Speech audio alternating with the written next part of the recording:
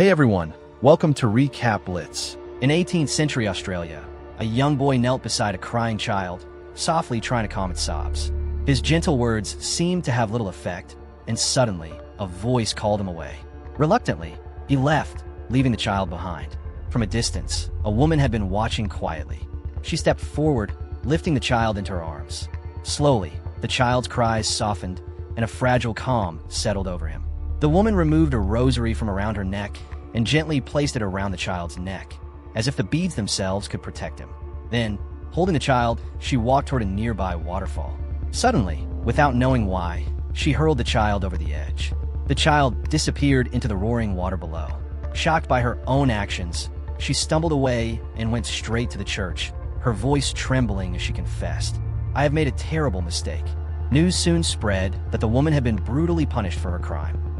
Deep in the forest, her lifeless body was tied to a chair, her head locked inside a metal cage.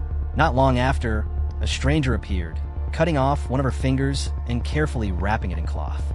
Meanwhile, far from this dark scene, Agus, a 17-year-old girl from a poor farming family, prepared for a very different kind of day, her wedding. She lived with her mother and brother, and today their small house buzzed with anticipation. Agus's heart fluttered with nervous excitement as she, her brother, and her mother loaded their luggage onto a goods train bound for another village, where her future awaited. When they arrived, the village was alive with the sounds of celebration. Wolf, the man she was to marry, waited for her, and the villagers lifted Agus into their arms with joyous cheers. Agus's heart raced with happiness and pride. Wolf's mother, stern yet ceremonious, guided Agus through the traditional rituals. She made Agus wear an apron and placed a small childlike doll into her hands. This gesture, full of hidden meaning, was meant to teach Agus that marriage would bring responsibilities, not just managing the household, but one day caring for her own child. The wedding passed with laughter, music, and dancing, yet Wolf had a surprise for Agus. He blindfolded her and led her through the village to a new house. Agus gasped. "I thought we would live with your mother," she said, confusion and worry mixed in her voice. Wolf smiled, explaining that his brother would inherit his old home, and that he had purchased this house himself, with savings and a loan. Agus's worry deepened. "But why take a loan? How will you repay it?" she asked, voice trembling with concern. Wolf chuckled and reassured her, "Don't worry. This is my responsibility. Everything will be fine." Meanwhile, the villagers continued their revelry, drunken laughter filling the air. Agus noticed Wolf himself was drunk, chatting with friends. Soon, her family decided to return home. Her brother handed her a gift, wrapped in cloth. Hesitantly, Agus unwrapped it, revealing the severed finger of the woman executed for the waterfall murder. "This is a key to luck," her brother explained. "It will bless your marriage. You will live happily, and soon you will have children." Agus's eyes filled with tears of joy and sorrow as they hugged, knowing they would miss each other terribly. Back in her new home, Agus kissed the finger and placed it carefully under her bed, whispering prayers to God, asking to be a good wife and to be blessed with children. Later, Wolf returned home, still drunk. Agus approached him with a hopeful heart, wanting to fulfill her role as a devoted wife, but he scolded her instead. "Go to sleep quietly," he said, before turning away and falling asleep himself. The next morning, Agus awoke to find him gone. She searched every corner of the house and the stable, but found no trace of him. With worry pressing on her chest, she ventured into the forest, walking deeper and deeper. Soon, she came across strange marks on a piece of paper tied to a tree, marks she recognized as belonging to the woman who had thrown the child into the waterfall. A wave of sorrow washed over her. Further along, her eyes fell on a grim sight. The woman's body, still tied to a chair, her head severed and locked in a cage. Agus's heart sank, heavy with fear and sadness. Continuing her journey, she finally came upon Wolf, fishing by the pond alongside his mother and the villagers. "Come, girl," Wolf's mother called, "start working." Agus, eager to please, began her tasks, though every movement was a struggle.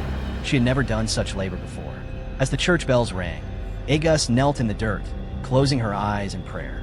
Wolf's mother, annoyed, snapped, "Enough of this praying. Will you spend the entire day on your knees? Now get to work." That afternoon, Agus and Wolf's mother distributed bread to the workers. Each received a single piece. When a man timidly asked for two, hunger evident in his eyes, Agus, moved by pity, handed him 2 pieces. Wolf's mother scowled, taking one back. Be patient, she commanded. Eat what is given. Agus felt a sharp pang of sadness and confusion, realizing kindness could be punished. Wolf guided her back home through the pond, advising her to wear practical clothes for work. Once home, Agus threw herself into chores, her small heart still clinging to hope. That evening, she kissed the severed finger repeatedly, placing it once more under her bed, praying fervently for her husband's love and for the blessing of a child. Yet, as night fell, Wolf rejected her once again. Heartbroken, Agus stepped into the darkness, tears streaming down her face, whispering prayers into the cold night. The next morning, she returned to the church, her gaze resting on the statue of Jesus holding a child. She folded her hands and prayed with all her heart, asking God to bless her with a child, yearning for love, acceptance, and a warmth of family she had always dreamed of. Agnes woke early that morning as the sunlight barely touched the fields. She saw Wolf's mother heading to the pond to wash clothes, her movements sharp and practiced. Agnes followed quietly, carrying a small bundle of clothes. Just then, another woman appeared, one of the workers in Wolf's house, soon to become a mother. She had a kind smile, and it didn't take long for Agnes to feel a strange warmth in her presence. They started talking, slowly at first, and then walked into the forest together to rest. The soft sounds of birds and the rustling of leaves lulled them into a deep sleep, unaware of how much time passed. When Agnes finally opened her eyes, the sun had moved high into the sky, and the woman was gone. Agnes hurried back to the house, her heart pounding, worried she might have been too late to help or be noticed. Arriving home, she found Wolf's mother standing by the stove, cooking with her usual sharp efficiency. "Can I help you?" Agnes asked politely. Wolf's mother turned to her with a scowl. "Where have you been all this time?" she demanded. Agnes explained that she had gone to the church, hoping for some peace in her heart. Wolf's mother laughed bitterly. "Pray all you want," she said harshly, "but God never helps a woman who cannot cook for her husband on time. And this plant you brought? It's filthy. The whole house looks dirty because of it. Throw it away." Agnes's heart sank. She felt small, crushed under the weight of her mother-in-law's words. She turned to Wolf and whispered, "Will your mother always be like this?" Wolf shrugged, "I don't know." Agnes hesitated, then asked quietly, "Does she hate me?" Wolf looked at her and said gently, "It's not that she hates you. My mother is strict, and anger runs in our blood." That night, Wolf went to bed without speaking to her. Agnes lay awake, her heart heavy with sadness and longing. She wondered desperately how she could make her husband care for her, how she could earn his love. Finally, she slipped quietly to an old room behind the house, a small shack she had made her private place of worship. Kneeling, she prayed with all her heart, asking God to give her strength and hope. A butterfly fluttered softly, landing on her face, and for a moment, Agnes felt a spark of hope. The next morning, determined to be useful, she rose early and went to the pond to catch fish before anyone else arrived. But the pond had other plans. Agnes struggled in the sticky mud, her small body sinking, unable to free herself. Wolf arrived with his workers and saw her trapped. "You shouldn't have come here," he said sharply, helping her out. "Many have drowned in this mud before you." Agnes looked down, embarrassed, and murmured, "I only came to make up for not cooking yesterday." Wolf shook his head, pulling her to safety, gently scolding her, but clearly concerned for her. Later that evening, a knock on Wolf's door brought terrible news. His friend had died by hanging himself. Agnes, hearing the screams from the neighbors, trembled. Carrying a small lamp, she went to see, her heart pounding. A crowd had gathered outside the house. The friend's mother wept uncontrollably, begging the men to let her keep him, but no one listened. His body was placed on a carriage and taken away. Agnes's hands shook as she watched, fear and sorrow clawing at her chest. That night, she prayed earnestly to be kept safe from such darkness. The following day, the father came to the house. "Your friend's body cannot be buried," he said solemnly. "Taking one's own life is a great sin." He reminded the villagers that the woman who had thrown the child from the waterfall had confessed and received punishment, earning forgiveness for her soul. Wolf's friend, however, had ended his own life, committing a grave crime, and his soul would be lost forever. Stepping outside, Agnes saw his body lying among other criminals' remains, thrown away to rot. A deep chill ran through her heart. That same day, while working in the fields, Agnes faced another cruel reminder of her own hopes.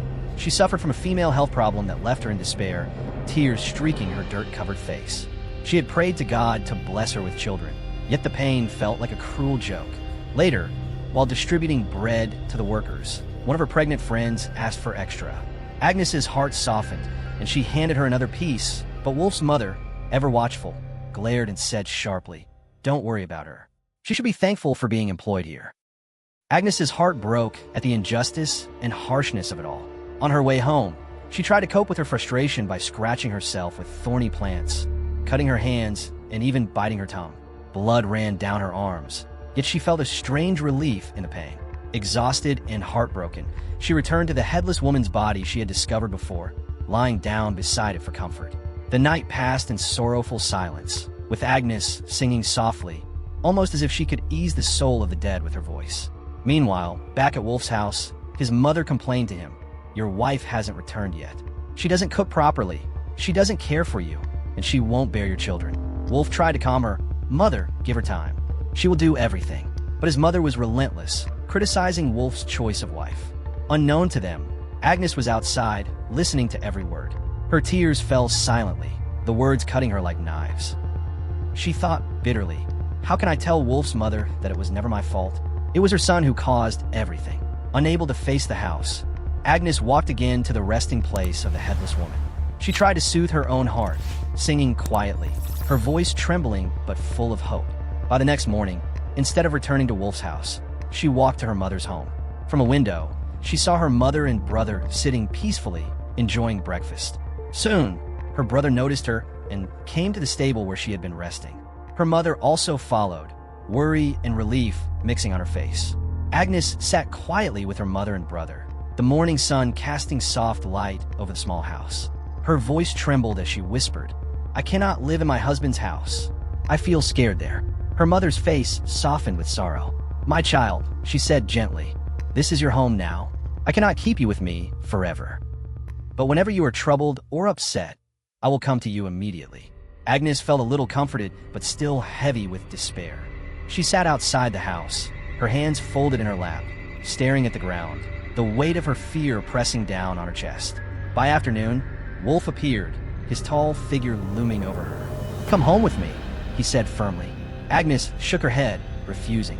But Wolf, growing impatient, called her brother to help, and together they carried her back to his house. Agnes entered the home reluctantly, her heart sinking with each step. She refused to do the household chores, her body and spirit broken. She either slept for hours on end or knelt in silent prayer, whispering words only God could hear. Wolf's mother scowled at her.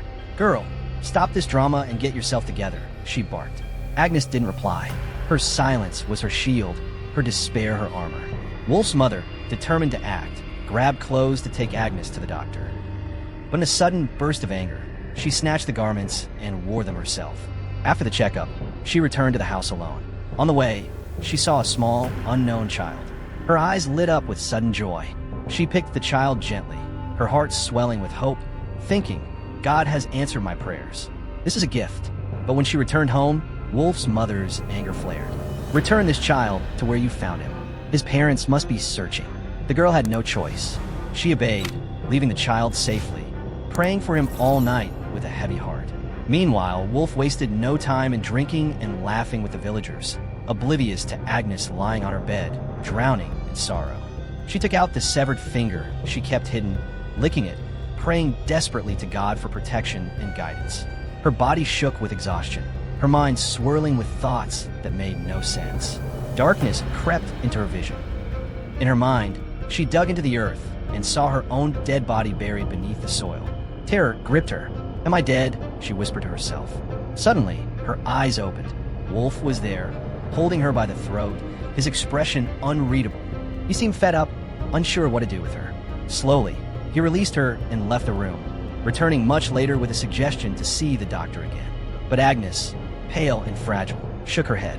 "No need," she whispered. "My time has come. Call the priest so I can confess my crimes." Wolf's face grew pale with fear. He hurriedly left to arrange the meeting. Later, he returned and informed her that the priest was unavailable until tomorrow. Panic surged in Agnes. She felt as if her soul would be condemned before she could confess. Trembling, she revealed the truth. She had swallowed rat poison. Wolf's face turned ghostly. He rushed to her side, managing to remove the poison just in time. Wolf's mother returned, finding Agnes weak but alive. She helped her dress, her hands gentle despite previous harshness. Wolf lifted Agnes carefully and took her to her mother's house. She has been possessed by some devil, he explained to his mother-in-law. It is better for her to stay here and live peacefully than to be forced in my house. He kissed Agnes lightly and left, giving her a moment of relief she had not felt in weeks. By the next morning, Agnes was stronger. She cleaned her room, bathed, and with a heart still heavy but steadier, bid her family goodbye. She walked into the forest, sunlight filtering through the trees, and found a group of children playing. Hesitantly, she approached one and asked, "Can you show me the shrine here? I will give you money." The child agreed, and together they entered the shrine. Agnes knelt and prayed with a trembling voice, her heart overflowing with emotion. But darkness had not left her. In a moment of twisted thought, she stabbed the boy in the neck. He cried out, begging, "Please don't kill me." Agnes, driven by a warped sense of justice and desperation, stabbed him repeatedly until he lay still. Looking down at his lifeless body, she whispered, "Now you will not commit crimes. You are an angel in God's eyes." Her tears fell freely as she stood, trembling, and walked to the church. That night, she cut her hair, a symbolic gesture of penance and humility. The next day, she met the priest and confessed everything: her failure as a wife, her negative thoughts about her mother-in-law, her inability to care for the animals, her despair, her attempt to take her own life with rat poison, and the tragic killing of the child. Her voice cracked, tears falling, as she begged God for forgiveness. "Please do not send me to hell," she whispered. "I ask for forgiveness. Accept it, God, please." The priest listened quietly, then said, "Agnes, God has forgiven you. Your soul is cleansed." Relief crashed over her like a tidal wave. She laughed and cried at the same time, feeling the crushing weight of her guilt lift from her chest. The following day, the villagers displayed images of her crimes on the trees, as was their custom, a reminder of sins and forgiveness. Agnes, dressed in animal skin, was brought to the place of her execution. She sat on a chair, a mask covering her face, as Wolf watched from the crowd, tears streaming down his cheeks. Agnes sang softly, a slow, soothing song of repentance and sorrow. Then her head was cut off. The mood shifted immediately. The villagers, believing her sins were forgiven and her prayers accepted, collected her blood in buckets, paying to drink it, convinced it would bring them luck, happiness, and blessings. Joyful dancing erupted in the village square, the once somber crowd now celebrating life and divine mercy, while Agnes' head remained displayed, a solemn reminder of the weight of sin and redemption. And so, her story, full of sorrow, desperation, repentance, and tragic justice, came to an end. Join next time for another story that makes you think and feel. Until then, stay curious and stay safe.